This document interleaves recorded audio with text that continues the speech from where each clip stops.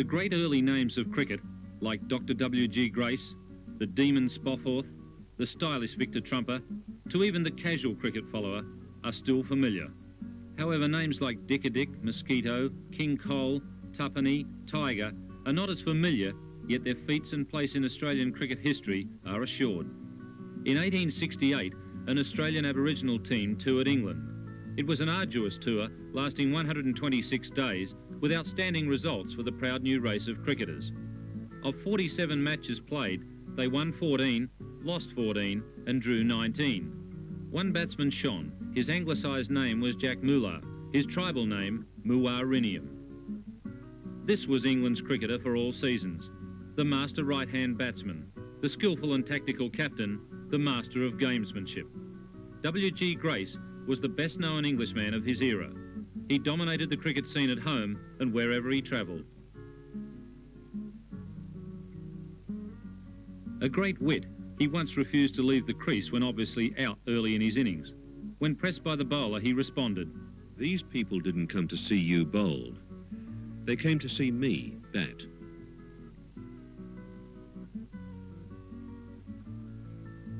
His run tally in first-class cricket was 54,896 at 39.55. He made 126 centuries. He took 2,876 wickets at 17.92 and took 877 catches. In his 22 tests, he scored 1,098 runs at 32.29 and captured 9 wickets at 28.22.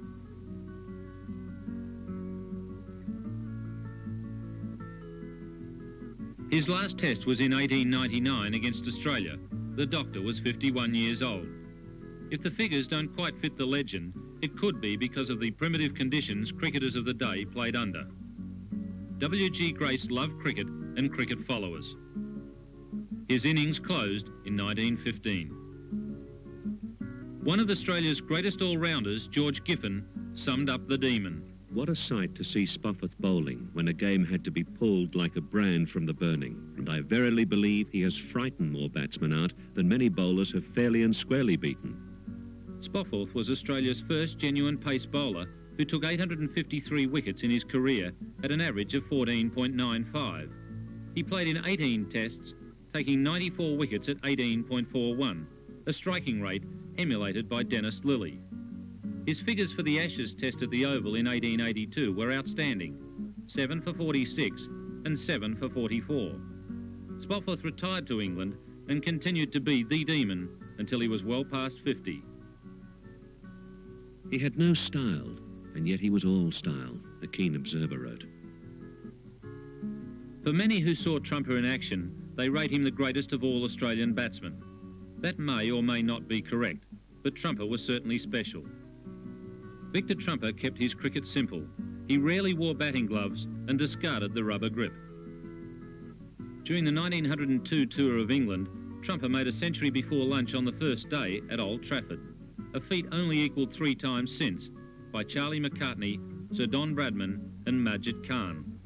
Said Wisden, "All bowling came alike to him, and he reduced our best bowling to the level of the village green." And this from the same game. His cutting and off-driving approaches perfection, and he did everything with such a grace of style that his batting was always a delight to the eye. Trumper scored 16,939 first-class runs at an average of 44.57. He played in 48 test matches, accumulating 3,163 runs at 39.04, including 8 centuries. More often than not, he objected to teammates trying to attain a double century and would run them out, telling his disbelieving ex-partner it was time to give others a knock. The stumps were drawn for this wonderful man in 1915. He was only 37. Donald Bradman, every Aussie dipped his lid to you. For many Australians, cricket starts with Don Bradman. He, more than any other Australian, has influenced the game at home and abroad.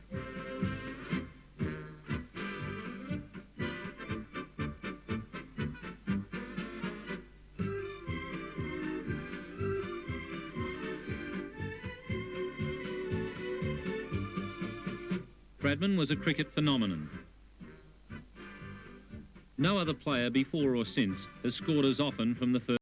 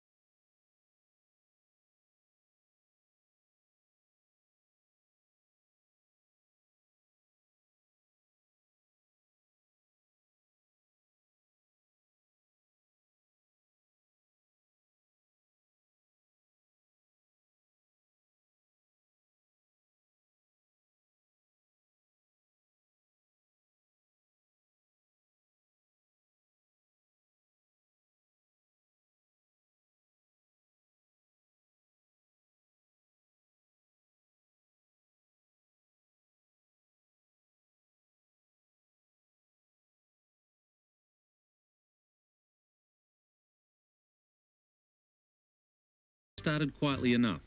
His debut test match was at Brisbane in 1928. He was 20 years of age. Bradman's scores were 18, LBW to Tate, and Court Chapman bowled White 1. Australia lost by a monumental 675 runs. Perhaps it was the magnitude of this defeat for Australia, or an idle comment by English bowler Maurice Tate, who said to White, "What do you mean by getting my rabbit?" within Bradman's hearing. Whichever way Bradman took the remark, one thing is certain. He began to make England pay that summer of 1928-29. His first-class aggregate for the season was 1,690 runs at 148.83, and a low 12th man for the second test. Bradman scored centuries in the remaining 3 tests and averaged 66.85.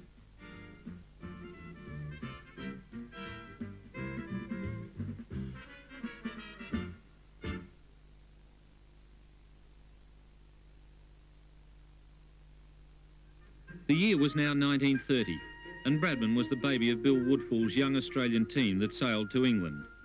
A side they dubbed the Children's Crusade because 6 of the players were under 23. The second test at Lord's in 1930 is on record as the most glorious cricket match ever played. It was this test that Bradman's batsmanship first shone like a sun over the summer of English cricket. Australia won the match by 7 wickets, with Bradman thrashing the English attack for 254. Bradman hit a century in the first test at Trent Bridge and a double at Lord's. However, his feat at Headingley, Leeds is his most remarkable performance. Against the pace and aggression of Larwood and Tate, Bradman scored 334. He became the youngest player to score a triple century in tests, a record that remains to this day. It was the first time that a player had scored over 300 in one day's test match play.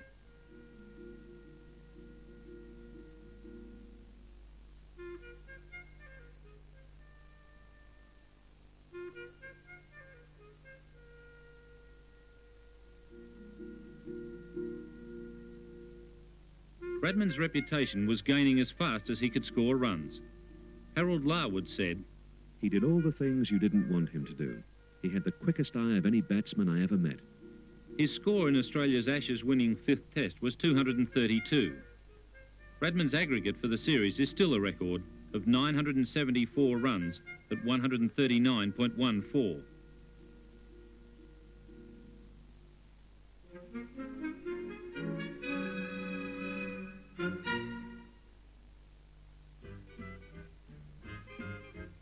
When the English team arrived in Perth in 1932, fast bowler Vose was asked about his team's chances.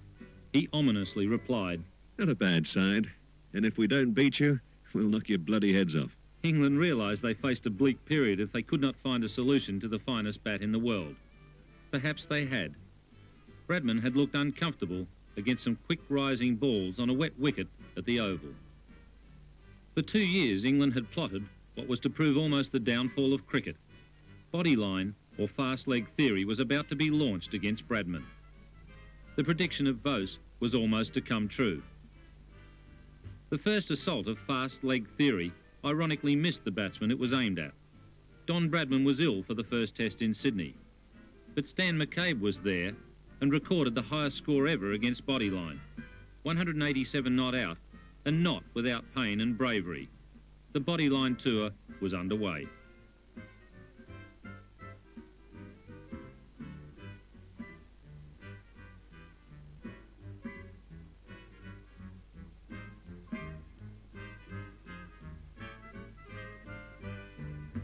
Douglas Jardine, the England captain, was a great amateur of this period.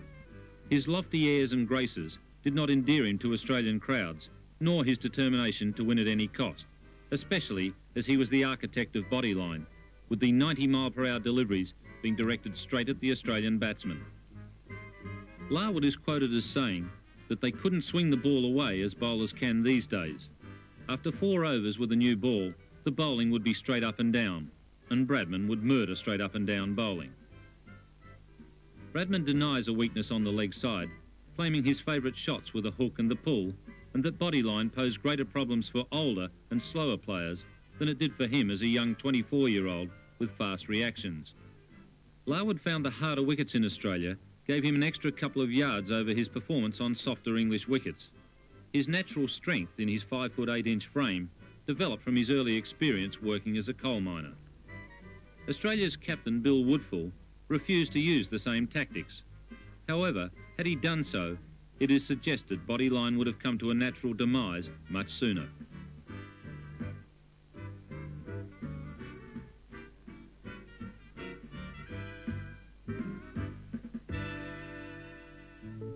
Relations between Australia and England were somewhat strained following England's 4-1 Bodyline Ashes win the previous year in Australia.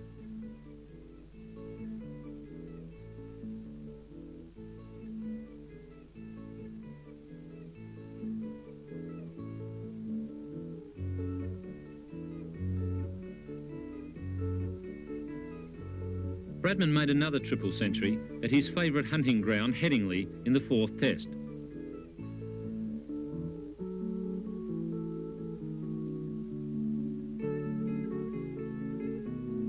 Ponsford scored 181.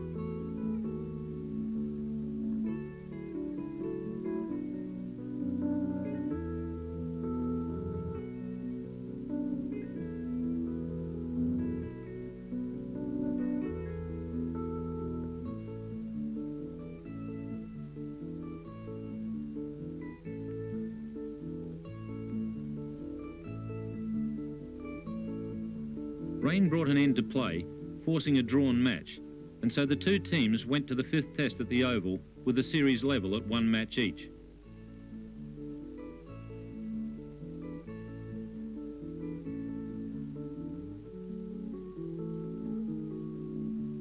The Don played innings of 241 and 77. However, the highest score in the game came from Bill Ponsford with an unbeaten 266. Australia won by a mammoth 562 runs, avenging their loss of the Ashes the previous year.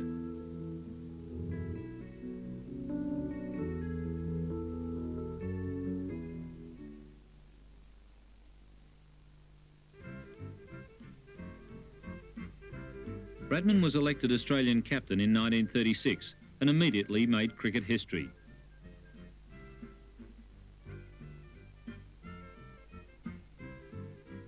Australia lost the first 2 matches in the series. Then a contribution of 270 runs from Bradman in the 3rd Test added interest to the rubber. The 4th Test was vital if Australia was to square the series. Bradman contributed 212 and Australia won.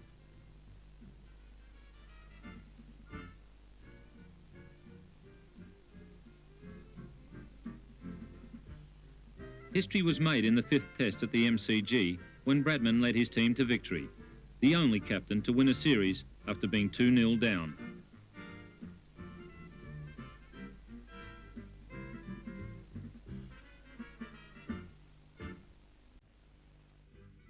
The 1948 tour side came to be known as the Invincibles.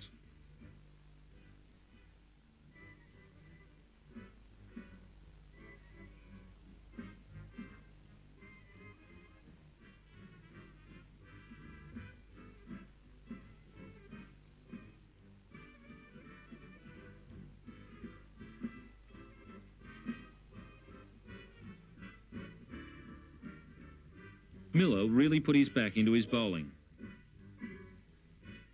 But Lindwall's action was much smoother. Bill Johnston, who took 5 for 36 at Lord's.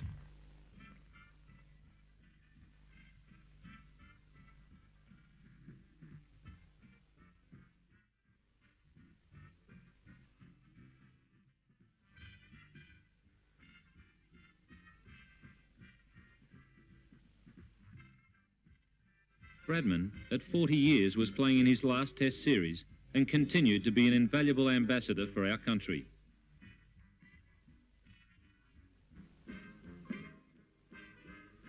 The Australians are going to try as far as possible to give you bright and attractive cricket. To do that, of course, it is necessary for both sides to cooperate.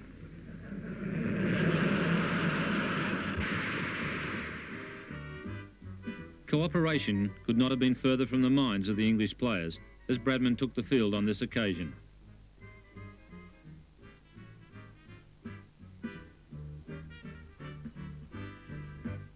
Bowled for a duck in his last Test innings ever, 4 more runs and his Test batting average would have been 100 rather than 99.94.